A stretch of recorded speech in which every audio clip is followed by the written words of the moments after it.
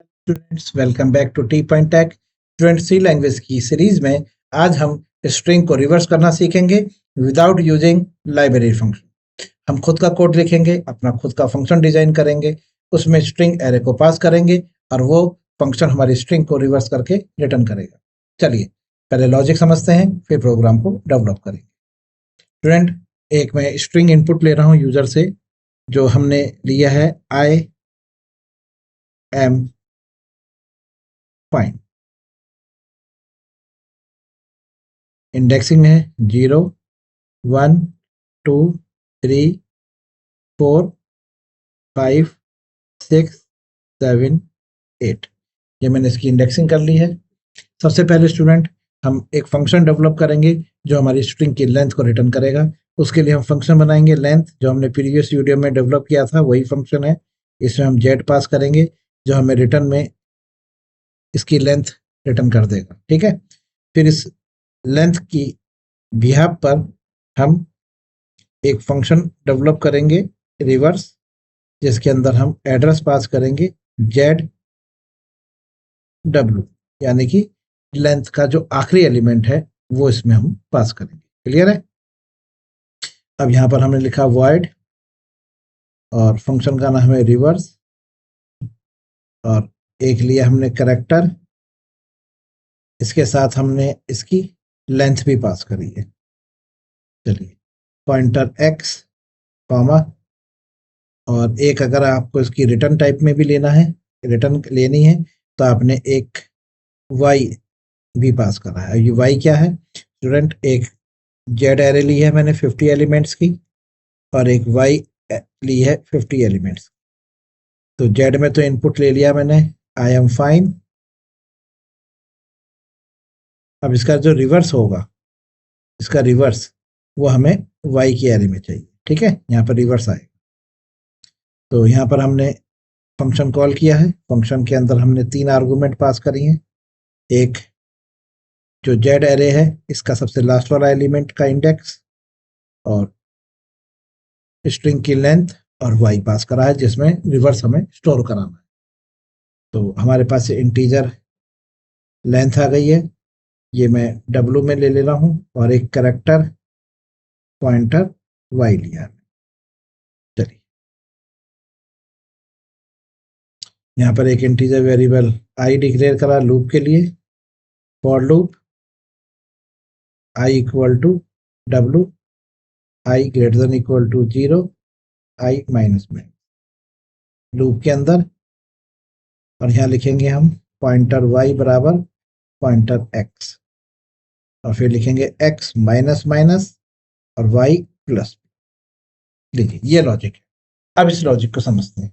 तो देखिए student, length मान के चलिए, ये हमें रिटर्न करके देगा लेंथ 1 1 2 3 4 5 6 7 8 9। तो यहाँ से हमारे पास w जो है वो 9 आएगा। तो यहाँ पर w माइनस 1 पास कर दीजिए, w माइनस 1। तो हमारा जो इंडेक्स वैल्यू है वो हो गई 8। w 9 है, तो 9 माइनस 1 8। तो यहाँ से एड्रेस पास करा हमने z8 का, z8 दैट इज ये वाला एड्रेस। ओके, तो यहाँ पर हमारे पास पॉइंटर x के पास एड्रेस आया है z8 का।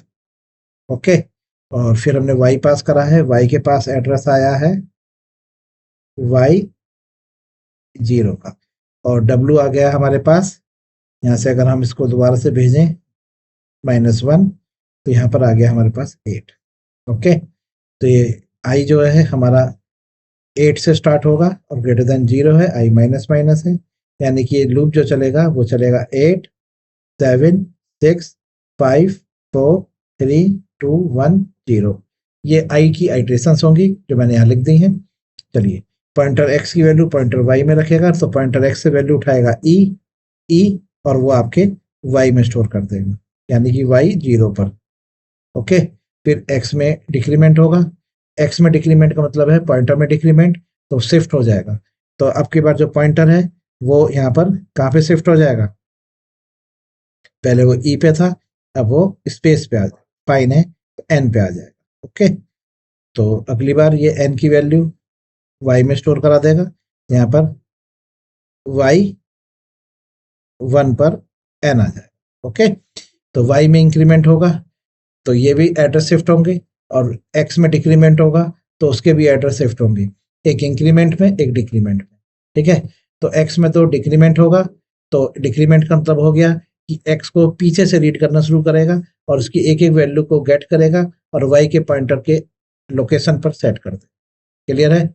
चलिए अब इस प्रोग्राम को डेवलप करते हैं।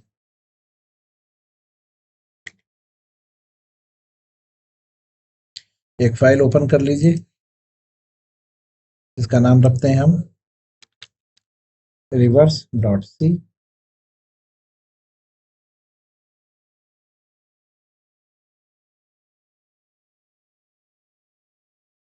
Reverse string hash include studio.h। Okay, एक फंक्शन बनेगा void रिवर्स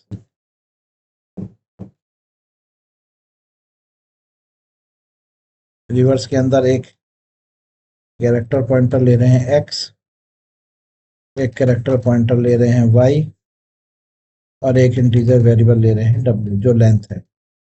ओके, एक फंक्शन ले रहे हैं इंटीजर लेंथ, इसमें हम कैरेक्टर पॉइंटर ले रहे हैं x,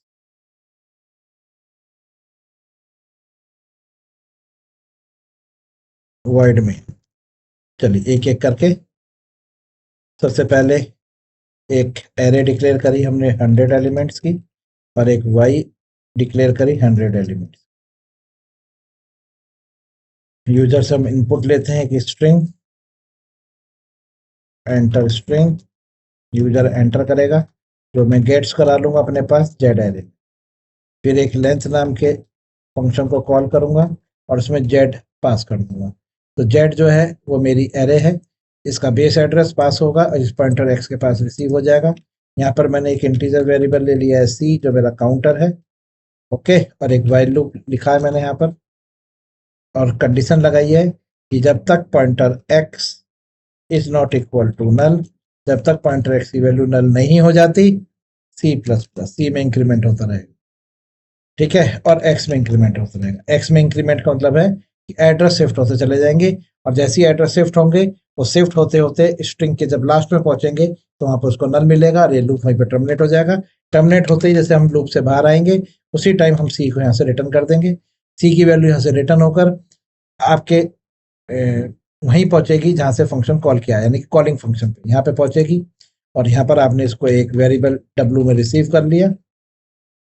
अब आप यहाँ पे दूसरा फंक्शन कॉल कर रहे हैं जिसका नाम आपने लिखा है रिवर्स, और रिवर्स के अंदर आप यहाँ से पास कर रहे हैं अपनी जेड का एड्रेस। तो सबसे पहले स्टूडेंट एक काम कर लीजिए, जो भी आपको यहाँ से लेंथ मिल रही है वो w में मिलेगी, तो आप यहाँ से पास कर दीजिए w को एक w equal to w minus 1। ठीक है, अब यहाँ लिखिए एड्रेस ऑफ जेड w।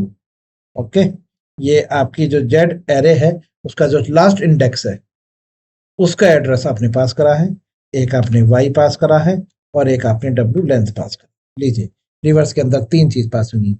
जब किसी एरे का पर्टिकुलर इंडेक्स पास करना होता है कि आपको पर्टिकुलर यही इंडेक्स पास करना है तो आपको इस तरह से लिखना पड़ेगा, एरे का नाम, उसका इंडेक्स और उसके आगे एड्रेस ऑपरेटर लगाना पड़ेगा।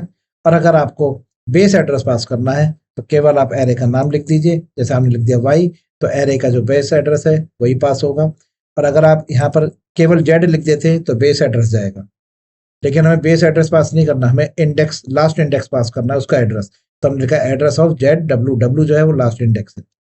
चलिए ये रिवर्स होकर हमारे पास स्ट्रिंग आएगी और हम फिर यहाँ पर उसको प्रिंट करा के देखेंगे। तो आपने यहाँ पे लिखा प्रिंट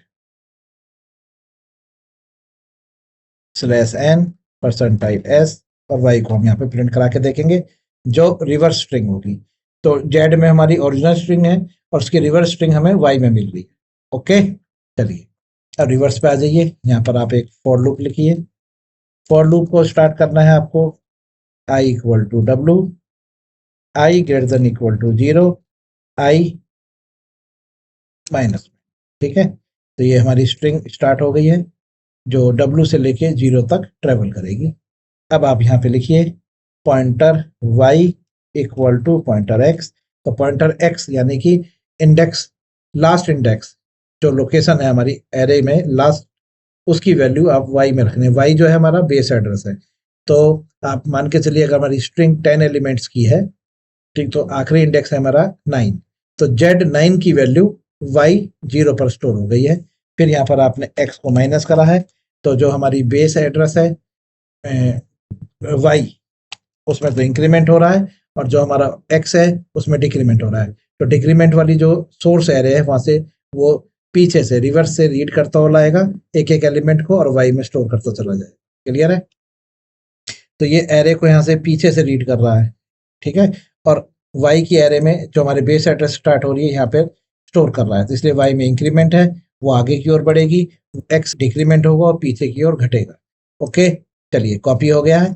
अब आपने y को यहाँ पे प्रिंट करा के देखा, तो जो भी आप स्ट्रिंग रखेंगे उसकी रिवर्स आपको y में मिलेगी और y प्रिंट हो जाएगा। चलिए प्रोग्राम को एक बार रन करके देखते हैं।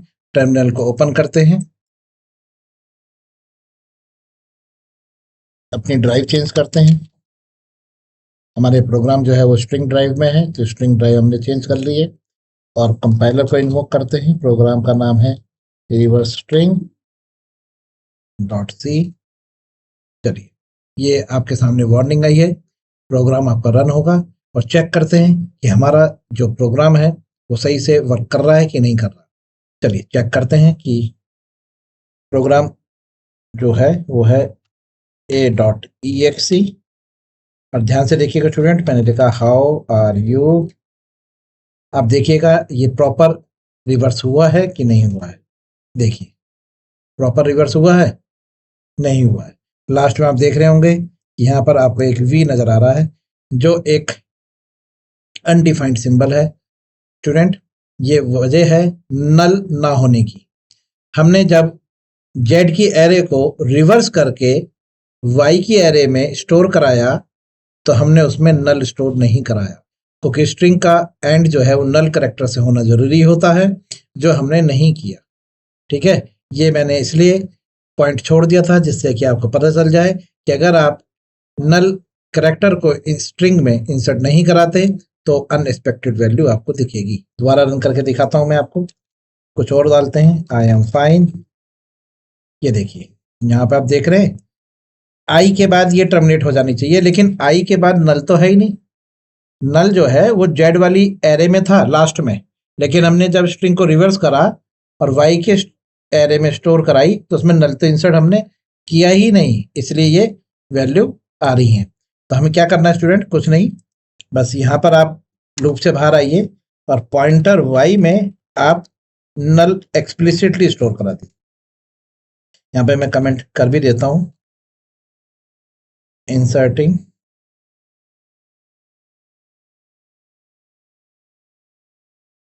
null value at the end of y array। Okay, student y की एरे में हमने नल इंसर्ट कराया है।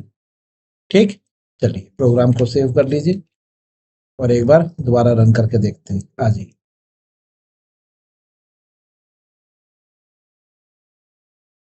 कंपाइल हुआ,